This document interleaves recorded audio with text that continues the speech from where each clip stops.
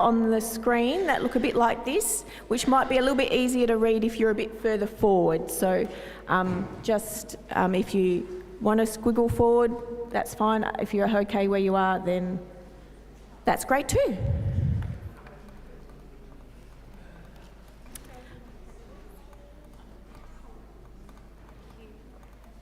Now, orange and blue cards should be being handed around. If you haven't got orange and blue cards, please raise your hand. Not your card. And the cards will come to you. Some practicalities for our meeting today. We're handing around an attendance list which is going around, so if it comes to you, if you could mark yourself present, mark any apologies you may have been given and pass it on to the next person. That would be great. As we said, this meeting is being live streamed for those who are unable to be present. Please be aware, as per other meetings that have been live streamed, those watching online are not able to participate in the meeting. We are gathered here as a community of Christ in this place to discern the will of God together. So the live stream is for information. If you wish to speak to the house, we ask that you come to one of the mics in the two aisles, there's one either side, and speak into the mic. That's not just to enable those people here in this space to hear, but also ensures that those people who are listening to the live stream can also hear what is being said. Everyone's got their coloured cards. Fantastic. Firstly, we have a guest today who is Trevor Phillips, who is the Wimmera Presbytery Mission and Property Project Officer. Would you like to stand up, Trevor? Thank you. A warm welcome to you today. He joins us from Presbytery.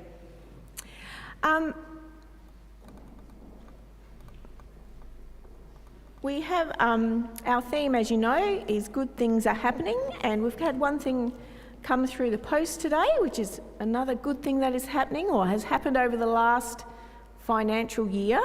We've got our certificate from Uniting World from Brome Place Uniting Church.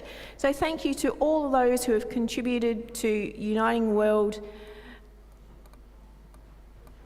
I've lost the word. In the last year, yes, that will do.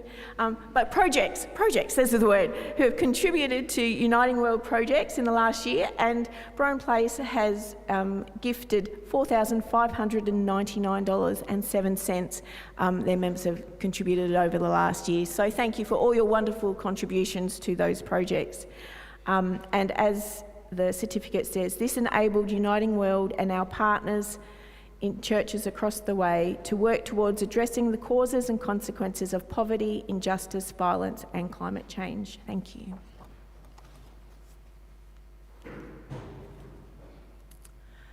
Let us pray. For the roots of our community and all our communities, we thank you, living God.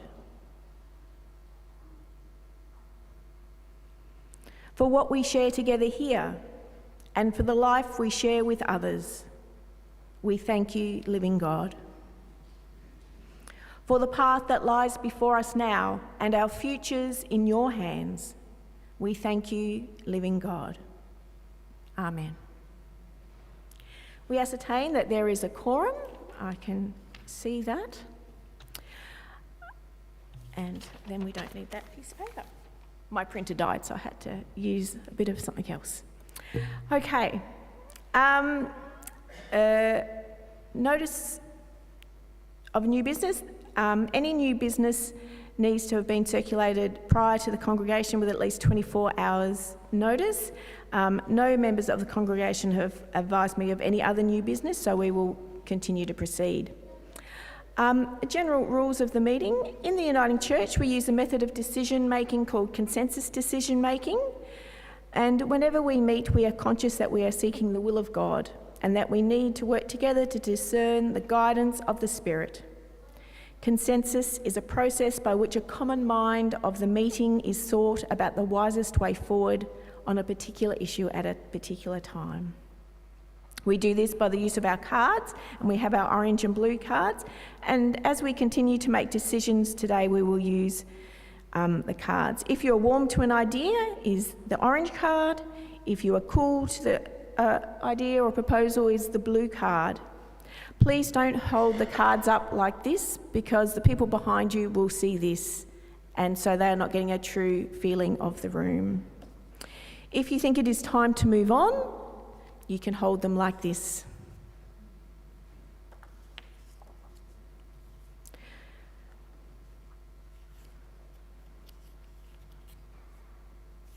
Okay. We can use the cards just to get a feeling of the room. So if something is being said and you are warm to that, you can just hold up your card, and that helps others see how the mood of the room is going. So you can use them in that way, as well as if you've been formally asked to hold them up. At this point, we need to a procedural motion that we adopt the procedures of consensus decision-making as outlined in the manual for meetings. Do I have someone who would like to make such a motion, and a seconder? Nigel Hall and Karen Hudson. Please now indicate with the use of your cards, orange if you're warm to the proposal, blue if you're cool. We have consensus. Thank you. All right. This is where we are, just in case you're wondering. Our agenda today, we've got a couple of main things that we're going to talk about. We're going to be talking about the youth worker position. Linda's going to give us a bit of an introduction. Then we're going to have a report read from Amelia. Unfortunately, she's unable to attend today as she's got commitments elsewhere at her other work at Clayton Wesley. And Ollie, who is one of the youth members, is going to speak, and Linda is going to wind up after that. Following on from that, then we're going to look towards our next conversation, which is committing to a future together in this place. And we will hear an update of what has happened in the last number of years, since around roughly 2018. And then we will have some statements presented, and then there will be a panel, and then we will look at those statements some more.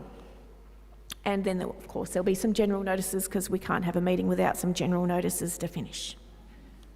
It's just the way it is. So, let's go on to the youth worker.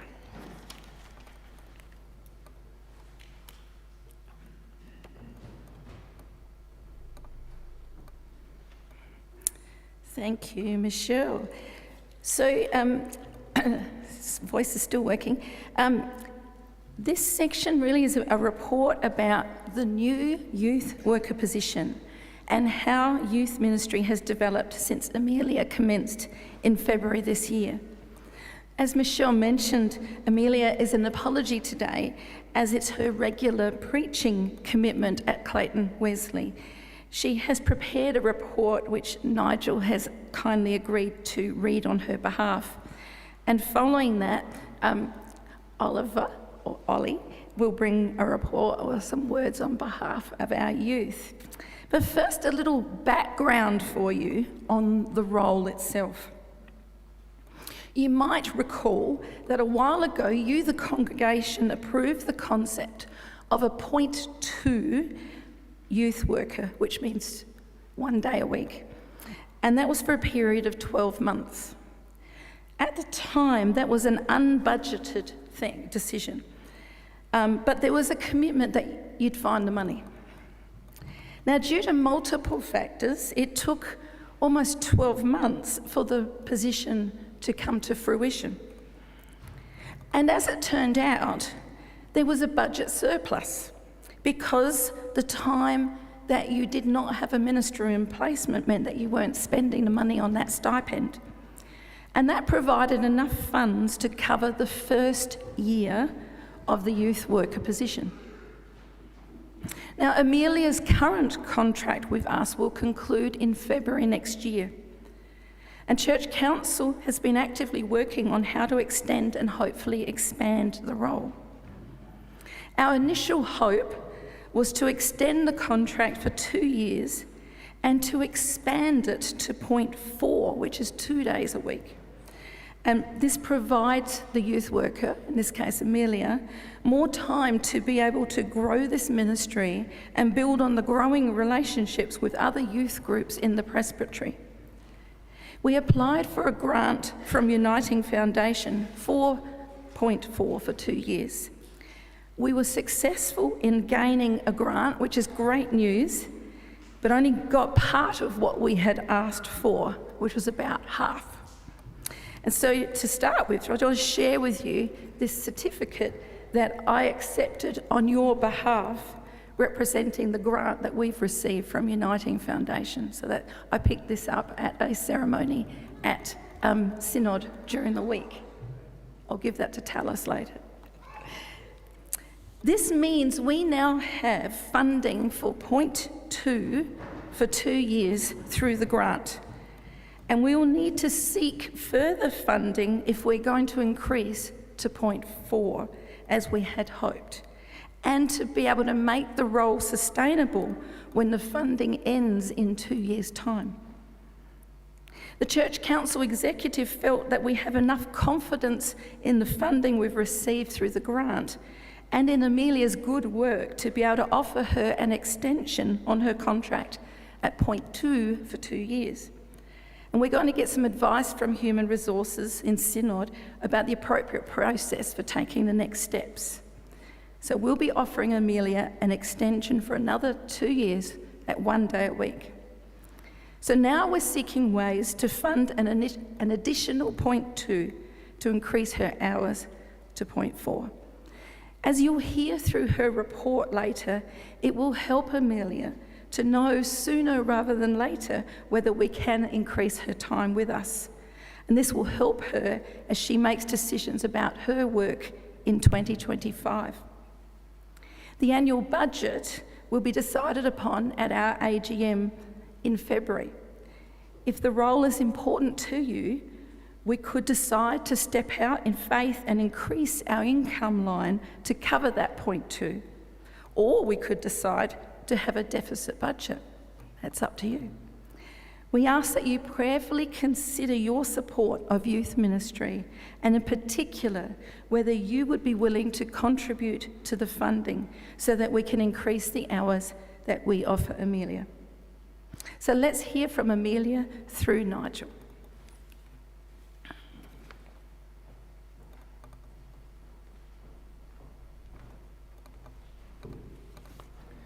I encourage you to engage your creative powers as you try to imagine Amelia's voice as I read her words.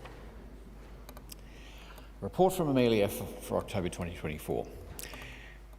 It's been a privilege to have responsibility over teaching, discussing and having fun with the youth group this year. I'm incredibly pleased with how the group has formed over these past few months and evolved from Sunday morning lessons to evening and day events, as well as wider connections with the Wimmera Presbytery. It's been challenging at times to create activities and lesson plans that connect with our youth and manage the balance between fun and learning. However, I'm very grateful for the support of Reverend Linda and Bron, Michelle Harris, the Broadview and Spicy young adults, and the Brown Place Uniting Council. I'm excited to be now focusing on the journey of confirmation with the youth group, as well as preparation for the season of Advent. Sunday morning youth. Sunday morning youth has been a great way to ensure our youth grow in understanding of the gospel and feel connected with Brown Place as their home community. This year I have mostly focused on planning my lessons to be based on the gospel lectionary reading for the week. On some weeks, however, I have led sessions understanding the wider Uniting Church, Lent and Easter, Pentecost, putting together our own youth-led service. Some of the challenges have included a lack of understanding about the Uniting Church, appropriate lesson planning for Sundays that I've been away, for example, attending ASC or other events, explaining theological concepts in easy-to-understand ways, shorter attention spans and occasionally rowdy behaviour, and balancing fun activities with ones based in learning. For the first part of the year, I ensured that I led multiple sessions explaining the history and the values of the Uniting Church and encouraging discussions about what it means to be both a Christian and a member of the Uniting Church. I was pleased that we were able to hold a half-day event in June in which Joe Palmer and Susie Plain were attending to provide presentations on their faith journeys as teenagers and as young adults. We also created our own fabric squares with symbols that represent us to be sewn together to make a banner. Though there's been a delay in sewing it together, I have organised to pass the squares on to Wendy Pryor to be sewn up. For most of the rest of the year, I'll be focusing on lessons around confirmation, seasons of creation, and Advent.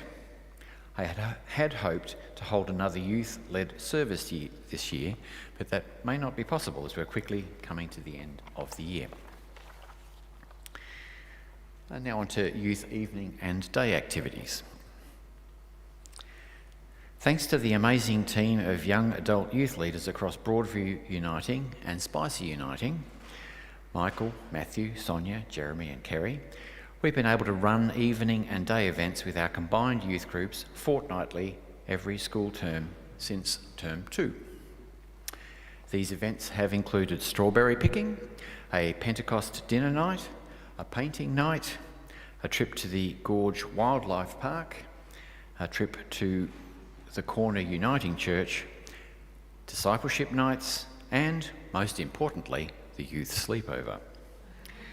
The sleepover in particular was a mammoth event to organise and run, and I'm incredibly grateful for the support of the Church Council and the congregation with organising food, mattresses, materials, and word-of-mouth advertising for the event.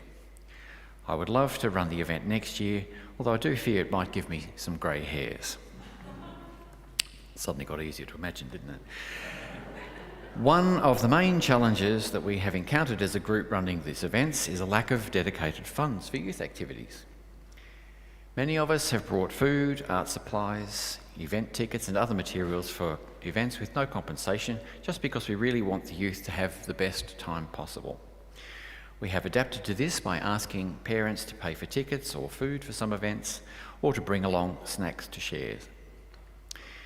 We've been offered a group bank account by the Reverend Ruth Mary at Broadview, which we could use to store activity funds in for our events, with each of our church councils providing $100 per year towards our funds. This means we will be able to subsidise ticket events, or would go towards hosting a big event like youth sleepovers.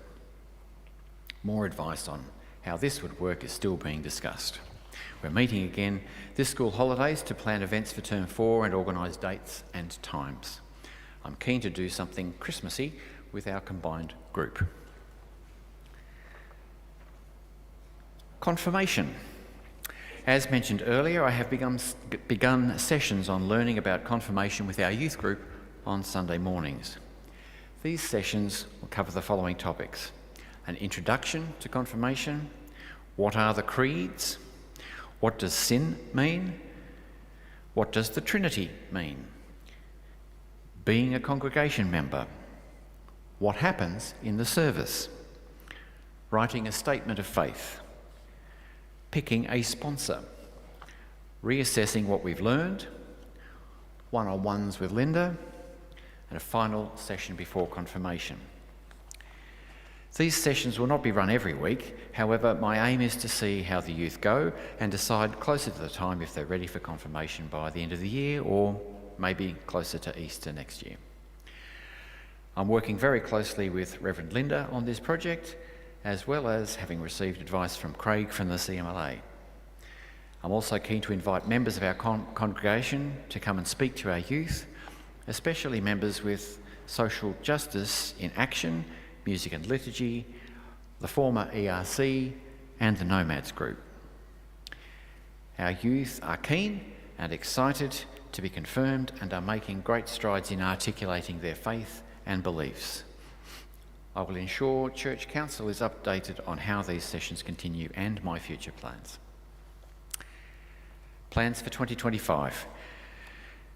2025 is fast approaching, and I've been considering my workload for next year, and now that I'm a candidate and required to take on more study and formation commitments, as well as my commitment to Assembly Standing Committee. I'm aware that the grant applied for the youth worker role was successful in securing funding for point 2 for a period of 2 years. I understand that the options include maintaining the current role of point 2 FTE for the next 2 years or increasing that. Though it is the Church Council and the Congregation's decision, I'm personally very inclined towards expanding the role to 0.4. This would mean I would be able to be with the youth group every Sunday and be much more focused on the role and have the ability to expand our youth program. I'd like to have confirmation of the status of the FTE and the role for next year as soon as possible so I can start planning for next year. Final comments in closing. I loved being a youth leader here at Brown Place. It's been a central part of my formation process and journey to becoming a candidate for Minister of the Word. I feel that we have a great opportunity to maintain movement within our youth group next year, and I would be very pleased to continue on in this role. Yours in Christ, Amelia Haskey.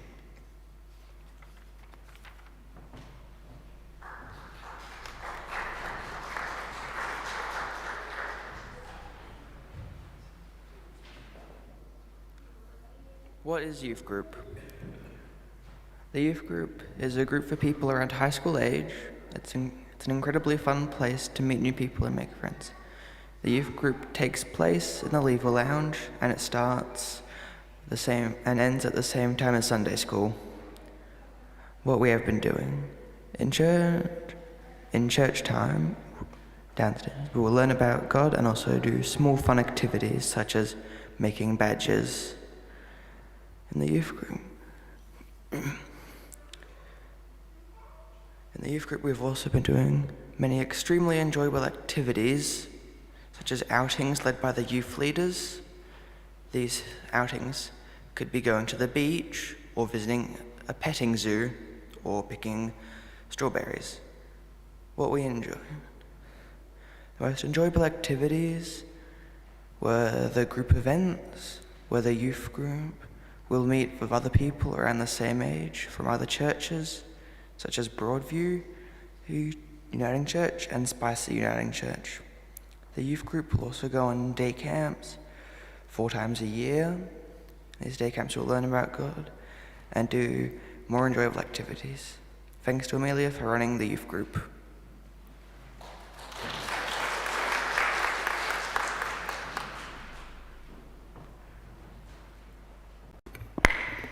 Thank you, Ollie, and thank you, Nigel, for speaking on behalf of Amelia. The other thing I would add, I'm not sure if it was mentioned, but in addition to the youth activities that Amelia coordinates with Broadview and Spicer, they call it the Fruits Youth Group, Wimmera Presbytery get together regularly to have events as well, and Amelia coordinates along with other leaders within the presbytery too. So I hope that you have heard through Amelia's report and what Ollie had to share, that Amelia's work with us is greatly valued. I, along with Church Council, have been really pleased with the wonderful work that she's been doing as our youth worker and the connections made with other churches and the presbytery. We know that youth ministry is a vital part of the church's ministry and of a young person's faith formation at such a crucial stage of their development. I do hope that you will prayerfully consider your support for youth ministry, and in particular, whether you'd be willing to contribute to the funding so we can increase the hours that we're offering Amelia. Thank you. To you, Michelle. Thank you to all of those for sharing about the youth worker and youth ministry in this place. Does anyone have any questions that they wanted to ask in relation to that? All right. Oh, yes, Ian Price. It would be helpful just to have some indication of what doubling that commitment means in terms of our ability to fund it. Thank you.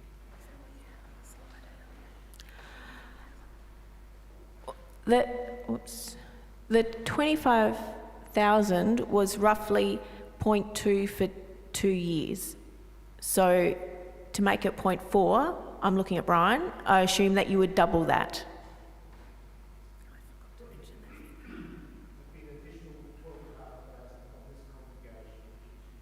It'd be an additional 12,500 each year, yeah, which makes the 25, yeah. So for the budget for next year, for 2025, we would need to find an additional 12,500. Anything else? Oh, yes, Mark?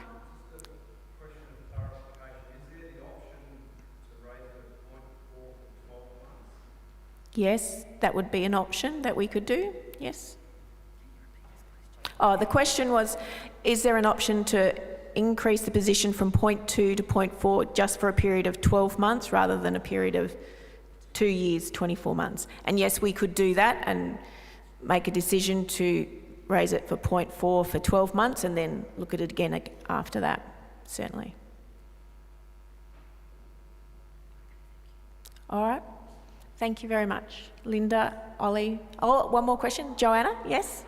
I just wonder whether it might also be worth considering whether we might apply for some funding from the Wimmera Presbytery, because there are grants available through that. So that's just a thought bubble as we are all sitting here, but I think that could be something to consider as well. Okay, yes, Linda's got something on that.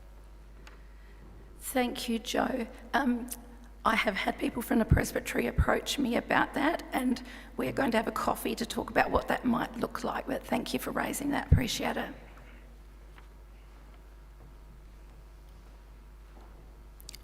And Mark Waters. I'm interested in supporting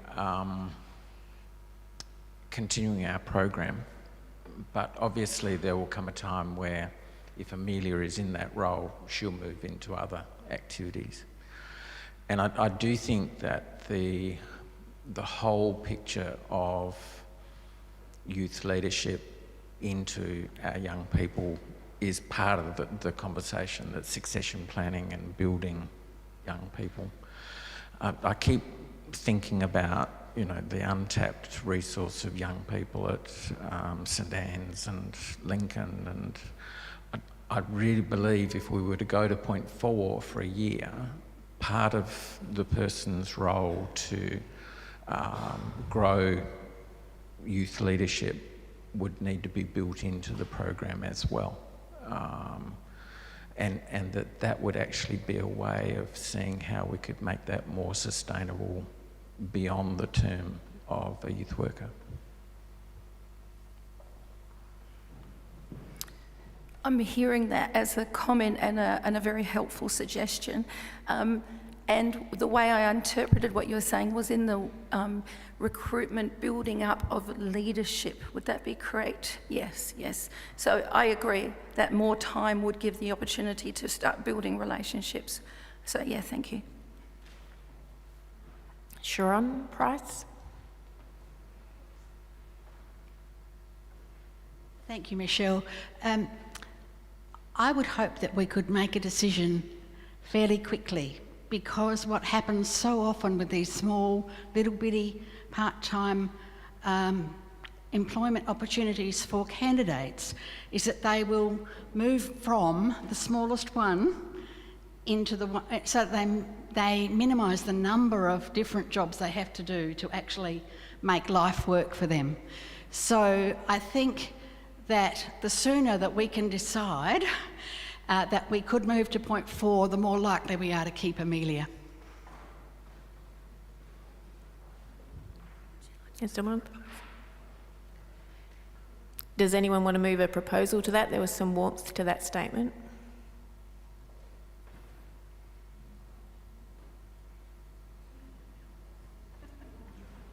Elizabeth? Oh, no, sorry.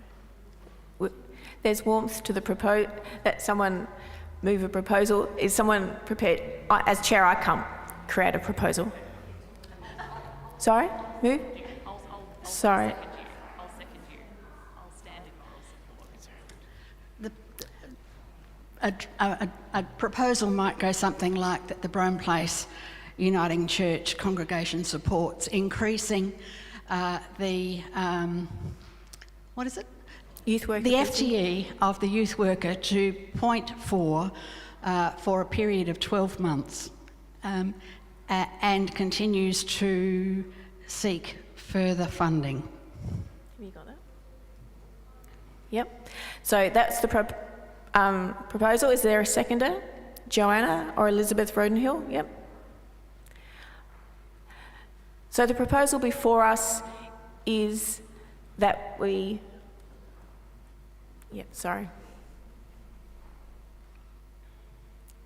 The Brome Place Congregation supports increasing the FTE of the youth worker to 0.4 for a period of 12 months and continues to seek further funding for that. So for,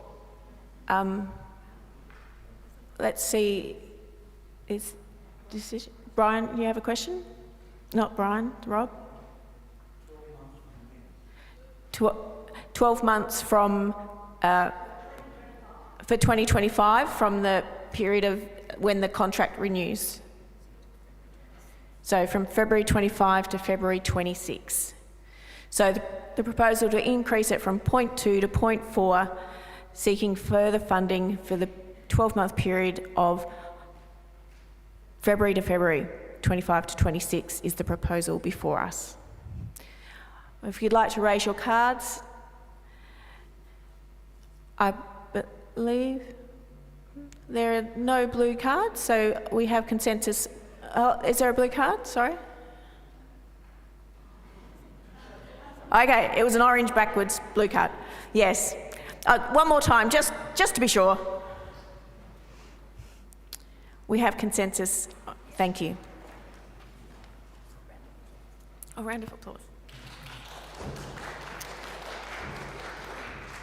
These are just photos from Synod of the presentation of not only our certificate for Uniting Foundation grant, but this were Wimmera Presbytery and Congress recipients, and this were all the recipients across the state of Uniting Foundation grants. And we've done that. Good things are happening. Now we are moving on to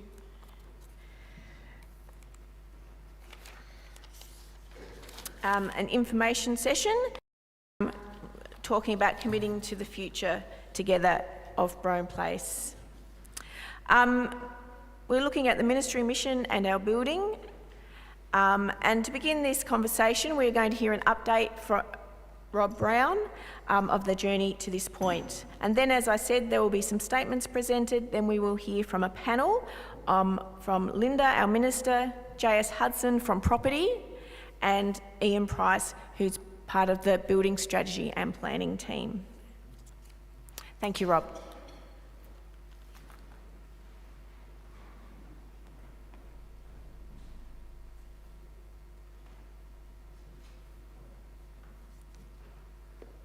Thank you, Michelle. What I'm about to present is a summary of where we have been together in this process since 2018. You'll note in what I say that much has happened, and you'll note as you look around the building, outside in particular at the moment, that much is still happening.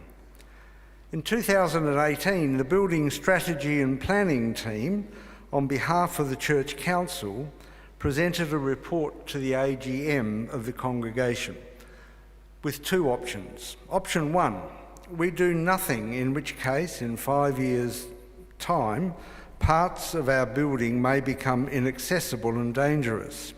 In 10 years, lack of maintenance to the roof will have accelerated the degradation of other parts of the building. In 20 years, the nature of the separation of parts of the building may have accelerated to the point that this building is no longer safe for worship and ministry. The second option that was presented we fund the maintenance of the building and explore possible resources to assist with the process. These resources include bequests, living bequests, increased current level of giving tax-deductible donations, fundraising, uniting foundation grants, city council grants, opening the door for conversations with other congregations, presbytery and synod conversations, and community involvement. The congregation agreed by consensus on option 2, which was to commit to fund the maintenance required on the building. In 2021, in June, the Identity and Futures report was completed after extensive consultation with the congregation. The result was a new identity statement as well as several recommendations. Some of these recommendations have come to fruition and some are still works in progress. Some of the outcomes of these recommendations are the formation of the Social Justice and Action Group, the employment of a youth worker, and a continued commitment to music ministry in various forms. The full version of the identity statement of Brown Place is rather lengthy, and so I won't recount it in full today. I'll simply read the introduction and then the short version. You can sing out later if you want more information about the full version. So the introduction of this identity statement, as agreed on the 12th of September 2021, for more than 160 years, Brown Place Uniting Church has been a light on the hill. As a strong regional church, it's a community of hope and caring that has passed faith from generation to generation, standing for justice, truth, equality, compassion, grace and love. And then the short version summarising what is in the longer version. Brown Place Uniting Church is a welcoming and inclusive community of people dedicated to following in the way of Christ. We seek to embody and share the love of Christ in all that we say and do. In July of 2021, after much work by the Brown Place Property Committee, with extensive investigations by multiple contractors and liaison with a heritage architect, the Church Council received a 10-year CapEx works plan from TMK Engineering. These plans and reports, as well as some repairs to the sanctuary ceiling and stabilising works to the balustrade in the southwest corner, were funded largely by Brown Place Uniting Church members, as well as the wider community and some small grants. On November the 5th in 2023, a congregational meeting was held due to new advice that some of the works were now urgent. Those related to the corner of the building with the cracks and drainage. It was acknowledged that the substantial costs would be difficult to cover, and we became aware that the works required will be ongoing after the urgent works were attended to. To cover the costs of the urgent works, the Church Council applied for a loan of $200,000 to Synod. We were not sure if we would be successful. Being aware of the property report and Synod and Presbytery moved for congregations to think about vitality of congregation and safe church buildings fit for mission, the congregation expressed general warmth to engage in a conversation about long-term options, including staying in the building or not, and questions around safe church buildings and buildings fit for mission. Research into those areas has continued to this date. On November the 16th and 17th, 2023, the Synod Resources Board met and our situation was presented by the resources team with a number of proposals. In short, the necessary works were divided into 3 stages. Stage 1, as you experience outside now, rebuild the footings and bearings to stabilise the southwest corner of the building, replacement of the entire site stormwater drainage system. Synod agreed to fund Stage 1 works through the Property Compliance and Consultation Fund, and latterly has also secured a grant of $90,000 towards Stage 1 works from the Adelaide City Council. Stage 2, stabilise the cracking on the southwest corner to an extent which prevents further erosion from water ingress. This does not include render restoration, and the stabilisation work may not provide a visually pleasing finish without integral restoration.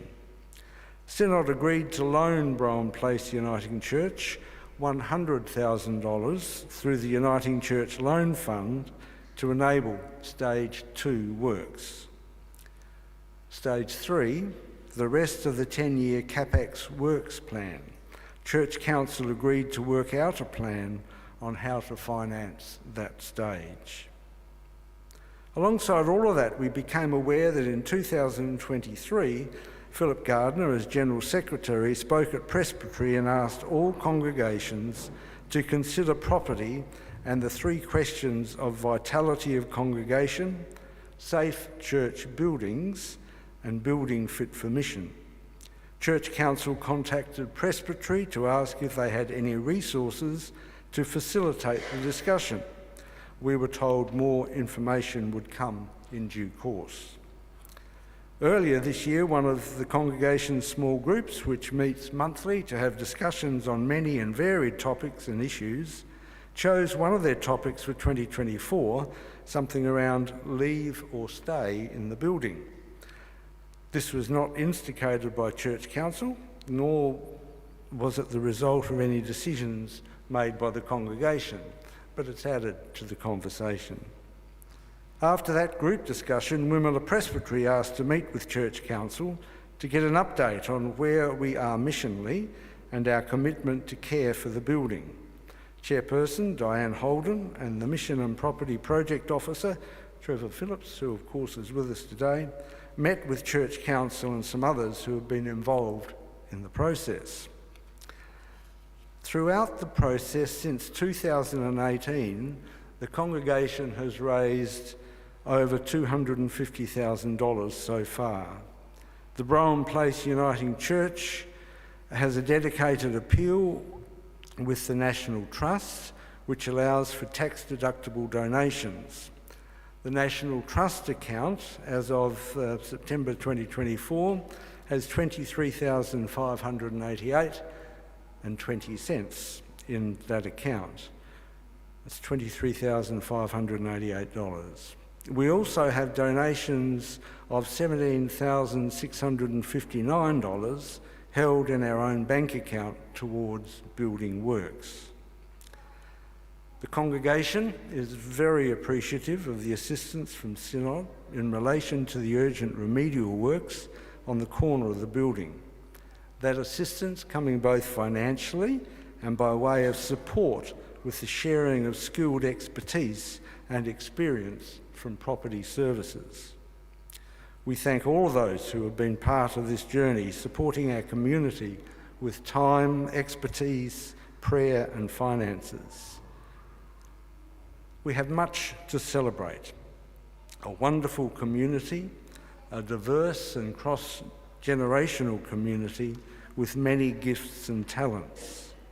Stage 1 works, as you know, are now well underway. Stage 2 works will commence early next year, if not before. We now need to look towards our next plans for the future. I'll pause and ask if you've got any specific question on. This is not general discussion, but on what I've presented, and we'll come back to the general discussion later. Peter.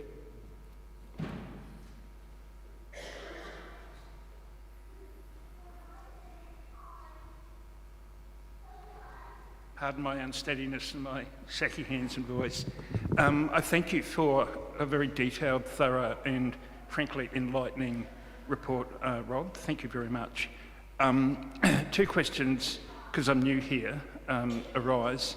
So I understand completely the works are looking to proceed in 3 tranches, the first tranche being what you call stage 1, which has started, the second tranche sometime early-ish next year, then a third tranche. So 2 questions. First question is, how long, and it's not a fair question, but how long do you guess, or does council guess that tranche 2 will take? It may be a question for JS. Yeah, I don't have that in my head. Do you have an idea, JS? How long stage 2 will take? No, that stage 2 starts in February, does it?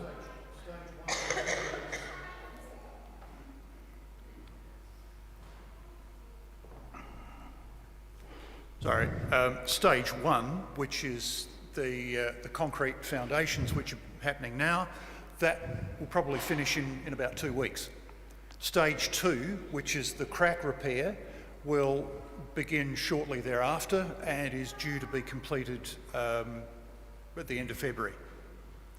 February 25? Yeah. Understood. Thank you. Stage 3 is everything else. Okay, thank you. And my second question is, it may have been covered, and I apologise if I've missed it. What are the approximate anticipated costs for each of stages 1, 2 and 3? Not off the top of my head. Ballpark. Stage 1, which is being funded by Synod, I think about 80,000. Stage 2, a similar amount. 1, 2 and 3 altogether, based on TMK's estimate from 2 years ago, was about 500,000. Fantastic. Thank you very much. Thanks, Peter. What we're going to do now is to present you with some statements prepared by Church Council for some prayerful consideration. We're then going to hear from the panel that will line up out the front here. And we'll be asking your response to those statements to see which ones of them, if any, summarise where we are in our current thinking. So, statements are going up on the wall. I'll read them as we go. This is not now for discussion. This feeds into the panel, and then we'll come back and look at these statements afterwards. Statement 1, the people of Brian Place Uniting Church have a desire to stay together as a community of faith, and we believe that as a community of faith we have something to hold on to. Statement 2, the community of faith that is Brian Place Uniting Church has a desire to remain in this building at 196 Brian Place, North Adelaide, for the foreseeable future. Statement 3, the community of faith that is Brian Place Uniting Church, acknowledging the desire to remain in our current building, commits to a renewed fundraising effort that this will require, with an emphasis on 2 areas: structural integrity and missional use of the building. So you can see there are some differences in those statements, but there are some commitments throughout all of them. Thank you.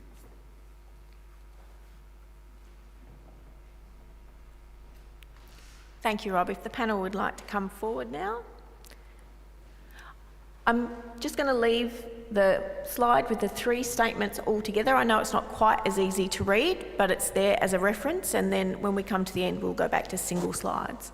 But look forward to hearing the wisdom and thoughts of the panel. Linda is going to go first, then JS in order across, and then Ian. Linda. Thank you, Michelle. I just want to repeat again the short version of our identity statement that Rob read for you, and that was on the screen earlier. Brian Place Uniting Church are a welcoming and inclusive community of people dedicated to following in the way of Christ. We seek to embody and share the love of Christ in all that we say and do.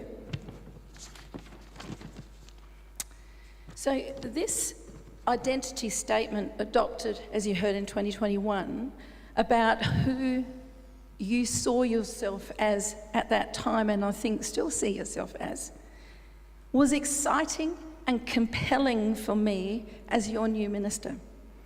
Everything I read in the full statement and your profile told me that you are a community I want to be part of.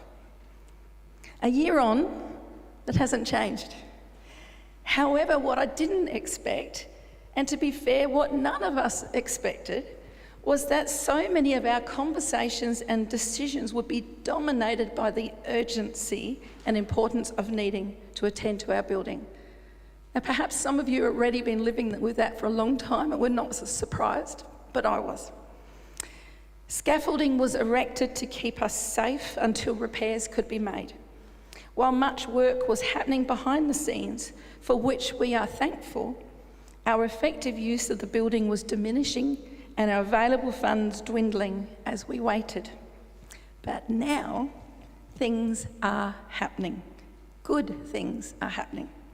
The builders have moved in and are doing the vital works of repair to the corner of our building. New scaffolding has been installed. I heard that lots of cranes in a city indicate growth. What if we were to see scaffolding in a similar way? Up till recently, the scaffolding was there to keep us safe. The new scaffolding for me is a sign that something new is happening, something good. This scaffolding is for safety and support to the builders as they repair and strengthen our building for a future that is unfolding before us, a future that is in your hands to discern. Behind me, or over to my right, your left, is a stunning floral arrangement designed by Kay Johnson. I gave her the challenge and said, can you do something with scaffolding? And isn't it amazing what she's come up with? And it's different each week. Thank you for that image that keeps reminding us. Now is when we need to prayerfully be attentive to what the Spirit is leading us to next, as we prepare for that external scaffolding to come back down. And so these three statements are a form of scaffolding then for us as a congregation as we commit to a way forward.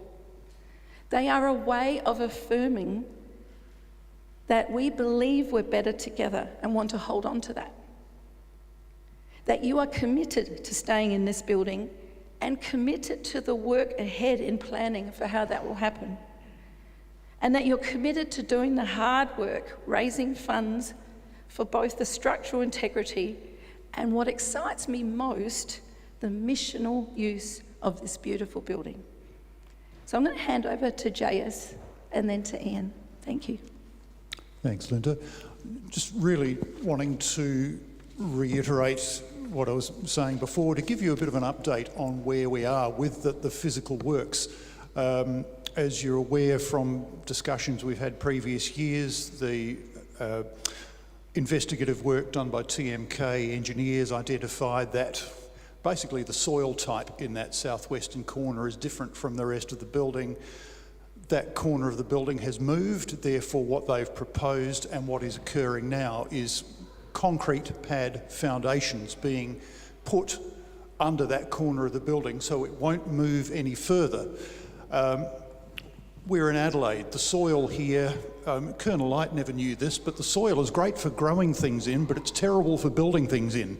The building will continue to move, but the aim is to have the whole building moving as a whole, not separate bits moving in relation to each other.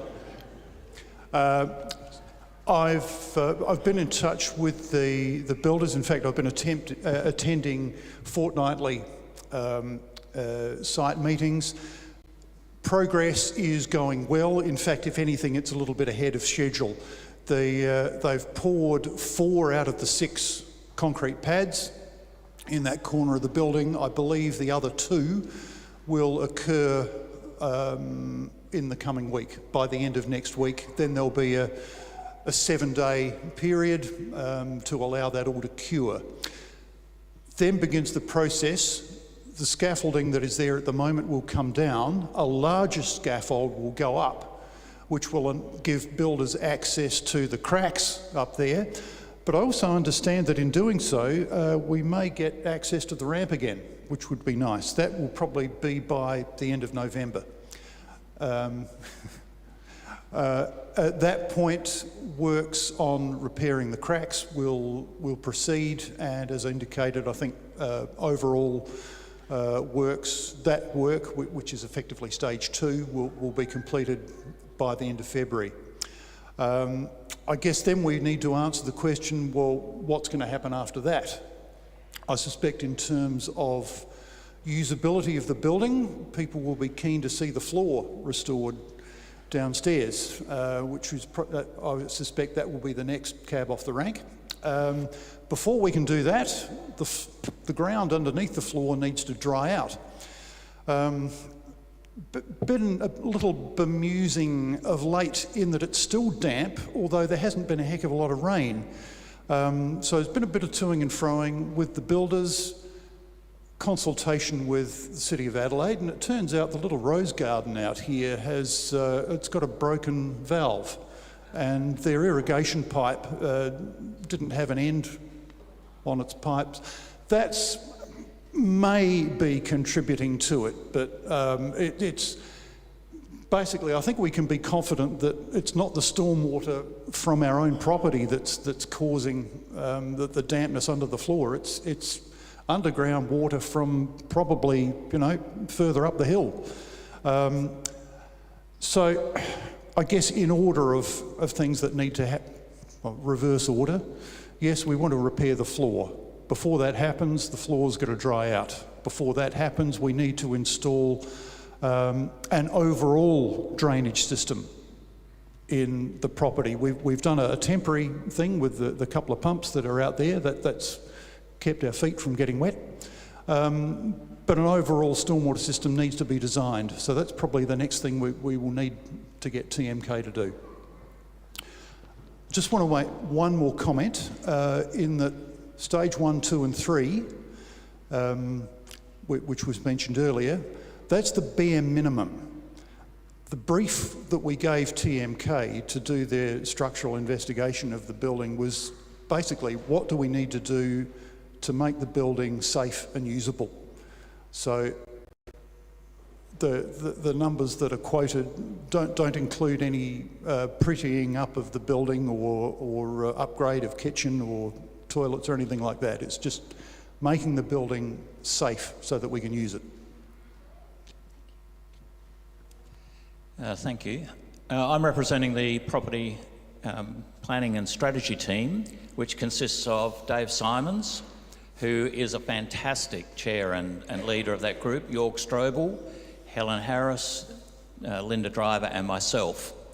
And we've been charged with helping the congregation with its fundraising, but also thinking through how we might advance the life of this congregation in what the Uniting Church calls worship, witness and service, the 3 things that we are required, or not required, but are invited to embrace. I want to say thank you, first of all, to the congregation. What we have done is an amazing thing. To have raised the amount of money that we have and to have undertaken the work with all the implications of that is extraordinary, and we all deserve a real property needs of Brome Place really fall into a couple of categories. There's the emergency work that has to be done. There's the work that's ongoing with the property committee. But there are also considerations that need to be made about how we enhance our mission through the use of the building. And what we've done this morning is an example of what the property strategy and planning team think is the way forward. And that is, in bite-sized chunks, to undertake each year some of the minor work that needs to be done. We did that with the youth position this morning. So we've embraced an opportunity to enhance our mission. But as you walk around the property, you'll be aware that there are other things that need to be attended to.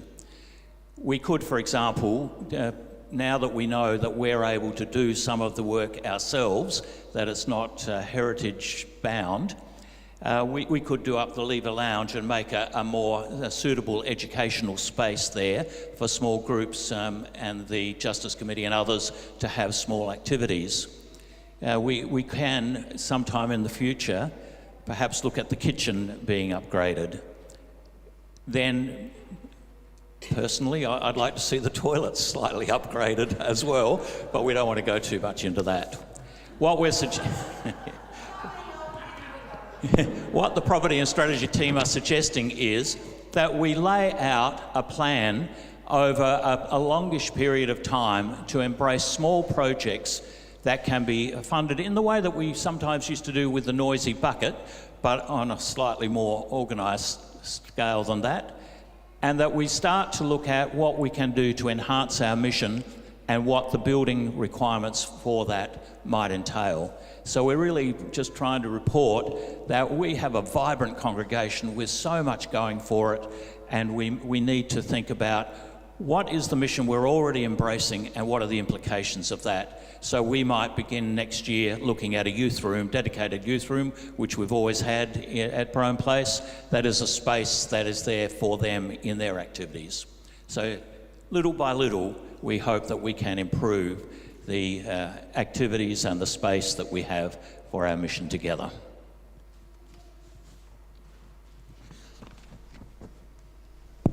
Thank you, everyone. Does anyone have any questions of the panel?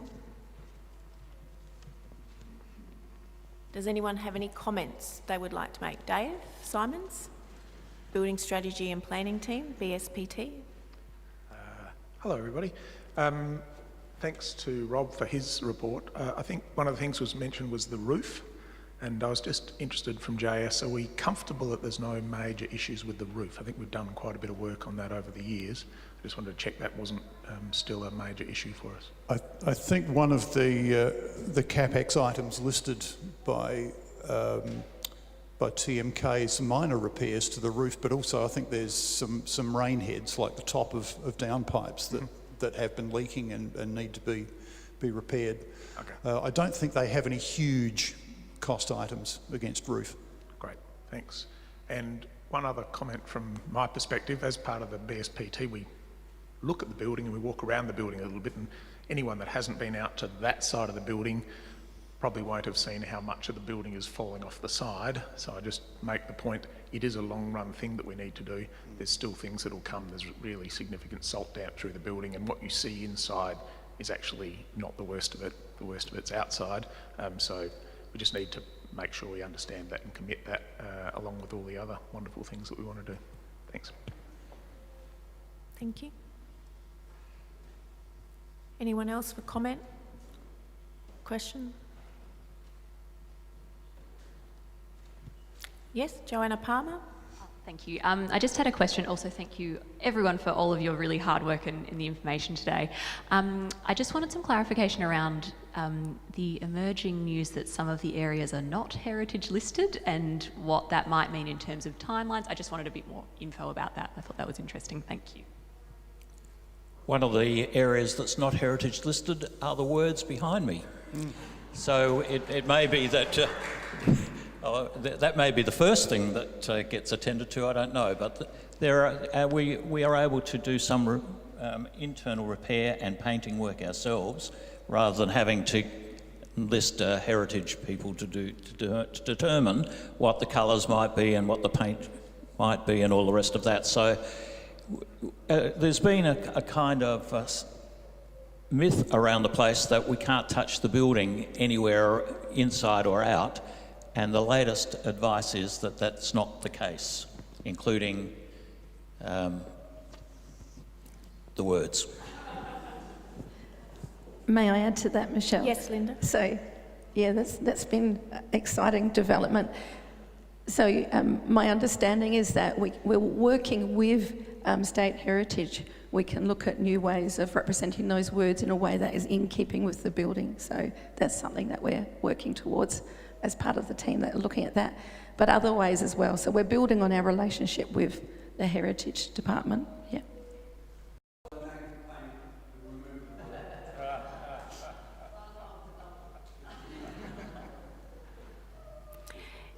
Any other comments? Questions? I'm afraid I'm not quite sure what my next slide is, so you'll excuse me if I... Sorry? Yep. Oh, yeah, yes. Old news. So the statements that we have before us that have come through discussions of BSPT and then going to Church Council. The first statement is, and we'll move into a decision-making session. Statement 1 that is before us is the people of Brome Place Uniting Church have a desire to stay together as a community of faith, and we believe that as a community of faith we have something to hold on to. Can you, with a show of cards, orange for warm, blue for cool, about your feeling about that statement? Grab my cards.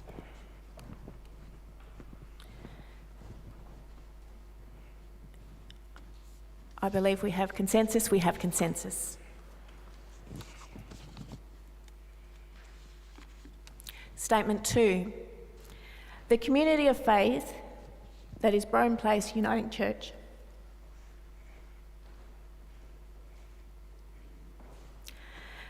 The community of faith that is Brome Place Uniting Church has a desire to remain in this building at 196 Brome Place, North Adelaide, for the foreseeable future. Can you indicate with a show of cards your feeling towards that proposal or otherwise?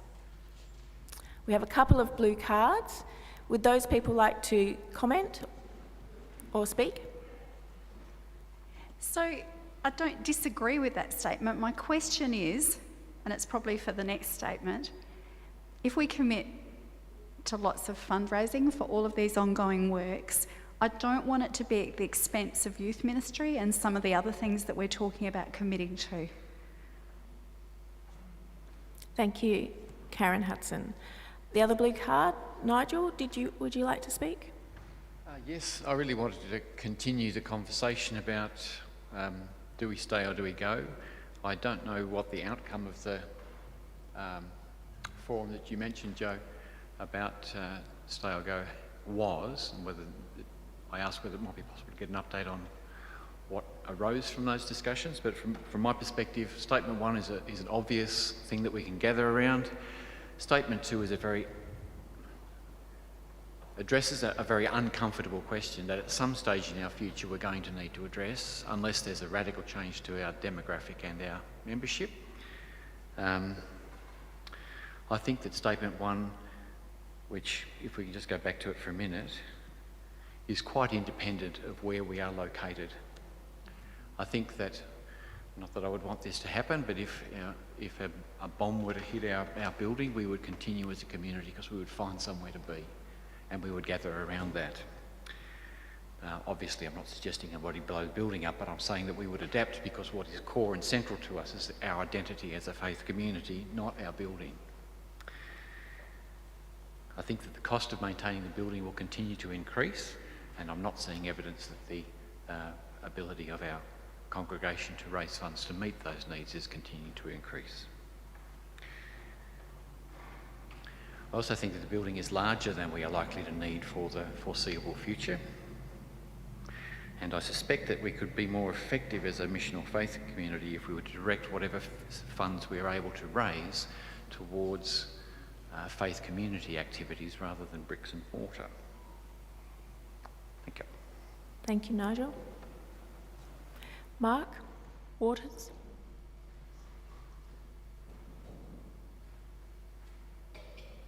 In holding a conversation at Nomads about stay or go, close or open, I think that the consensus from that group is we're an amazing community that wants to stay together. Statement 1's a no-brainer. Anything else about in this space or being able to make this work is a contingency. I was looking at our community over in the park the other day and thinking what an amazing group of people and what a beautiful day, and we weren't within the 4 walls. I thought that felt like a metaphor for me. personally, if we commit to statement 2, I think a business plan around how do you make this building work 7 days a week and actually have other components of business to the building is fundamental.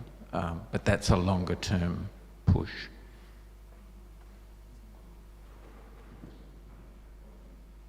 Ian?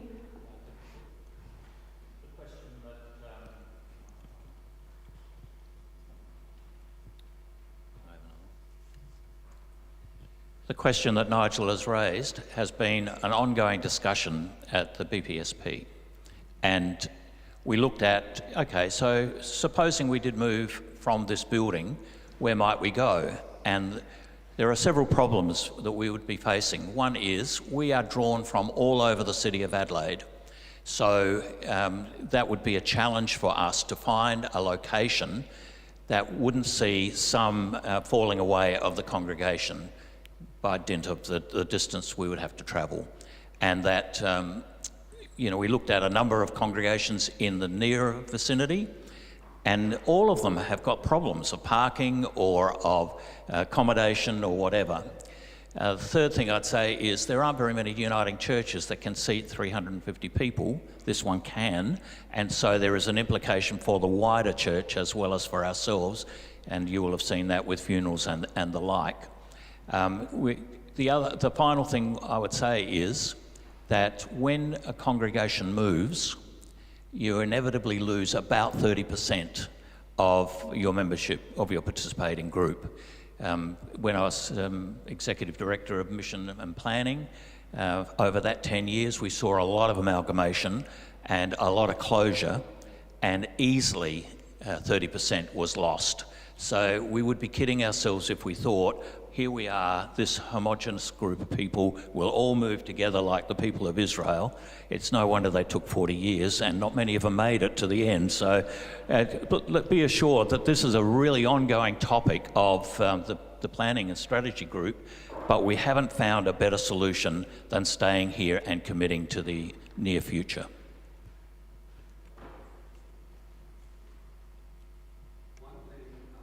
I'd like to add is, as a planner of open space and also in design of buildings, if you notice North Adelaide is going to change its structure as 192A goes ahead, or 303 I think it is.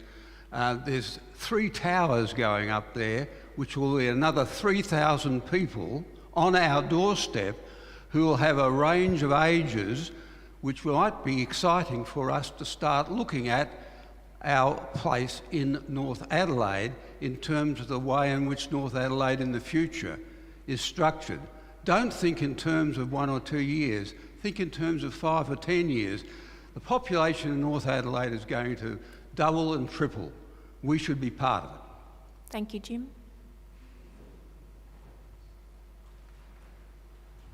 Alex?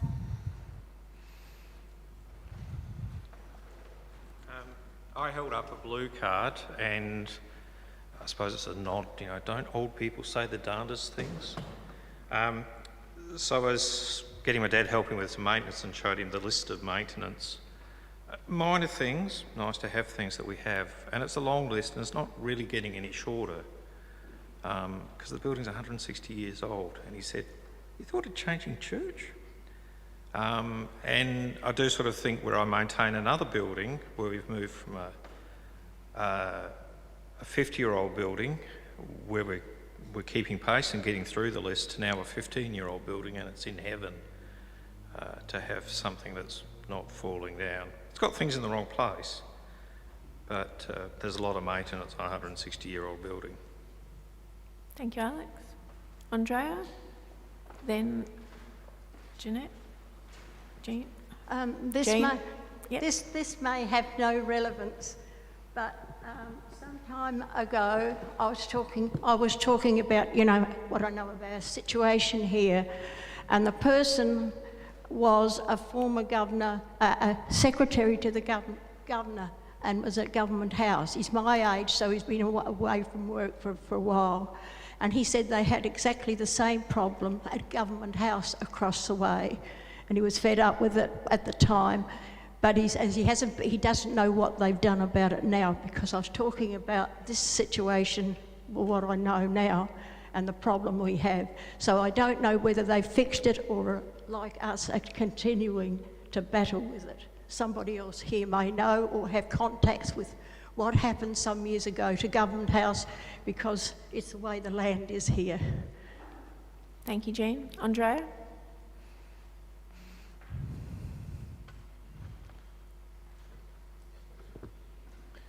We're sort of a bit stuck.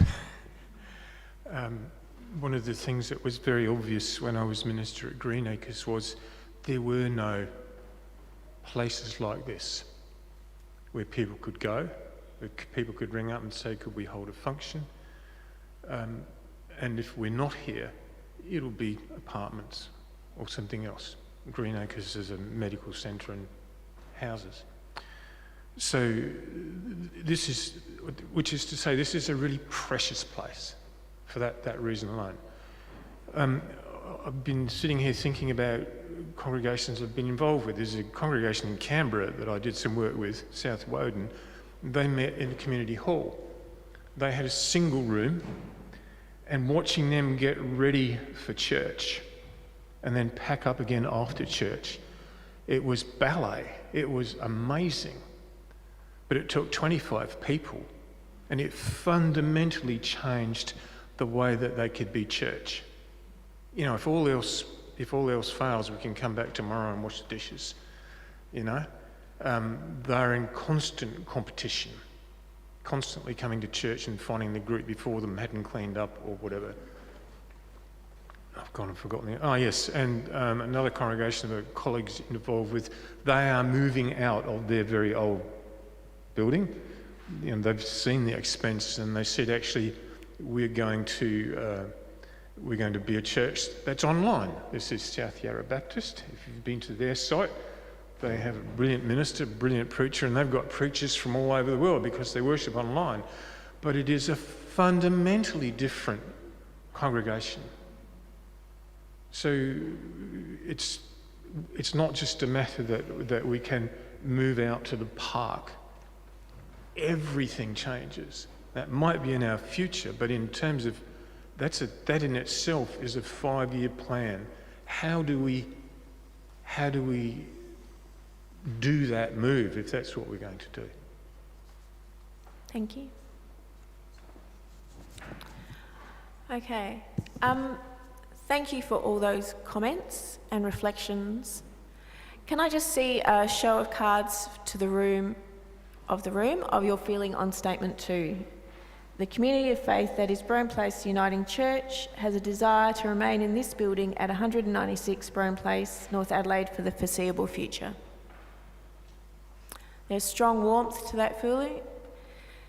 There are no blue cards. Are those people who had blue cards willing to accept consensus?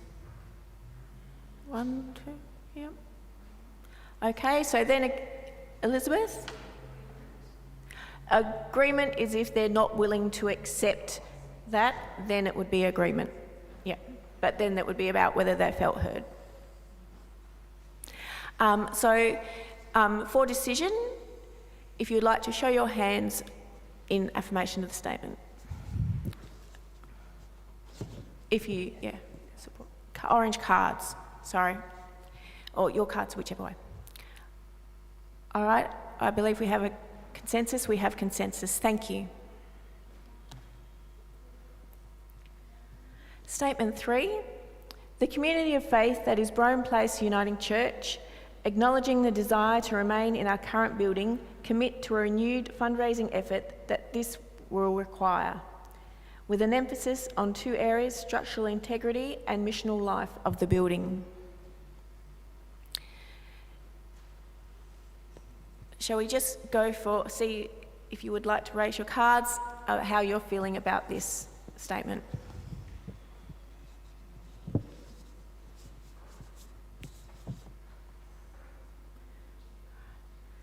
All right, then for decision. If you'd like to raise your cards for decision. I believe we have consensus. We have consensus. Thank you very much. Exciting times ahead. Thank you, panel. And thank you to all those who added to that conversation.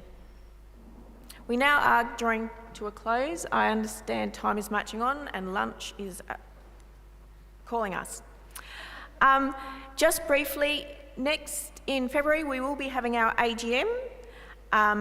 So church council members, we'll be looking at membership, and we'll be probably needing a few new members for church council. The current membership is myself, Brian Hearn, David Price, Linda Driver, Barbara Sibley, Dave Simons, Rob Brown, Gwenda Curley, Talis Evans, Adrian Smith and Linda McGilvery. So please do consider. Some of those people will be coming up for their terms may be ending, so they may want to re-nominate, but if you think of anyone or are feeling a call to nominate yourself, please keep that in your prayers. Members of Church Council need to be confirmed members or members in association. Presbytery, our 2024 representatives were Helen Harris and then Joanna Palmer and Amelia Haskey as under 35 reps. Presbytery representatives also need to be voted on annually, so please consider and prayerfully think about that, as that will also be voted on at our AGM. I'm pretty sure, I had a quick look, everyone has signed the roll, but if anyone has not marked the roll, forever speak your piece. Nigel.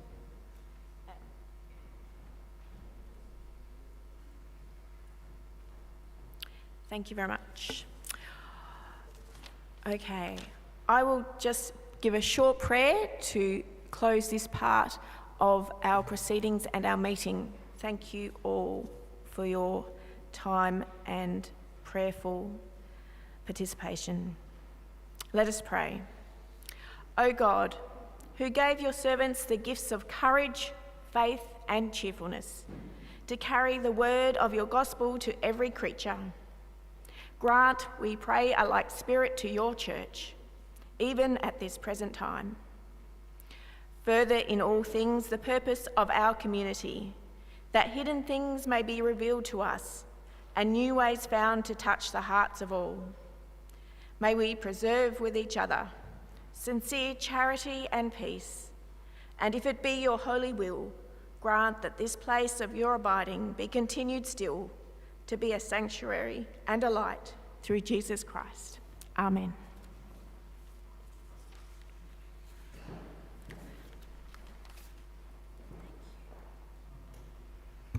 Thank you, Michelle.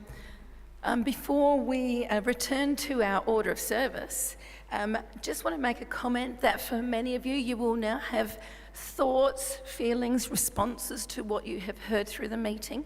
And I want to encourage you that if you have things that you want to share or offer or contribute as we move forward from having adopted those 3 statements, please send them through to Church Council, care of either Michelle or myself, so that we can start hearing what you have to contribute, and that can be part of as we move forward. So there's that invitation. We want to hear from you. We're going to sing that final verse of the summons, so please stand as you're able and let's sing.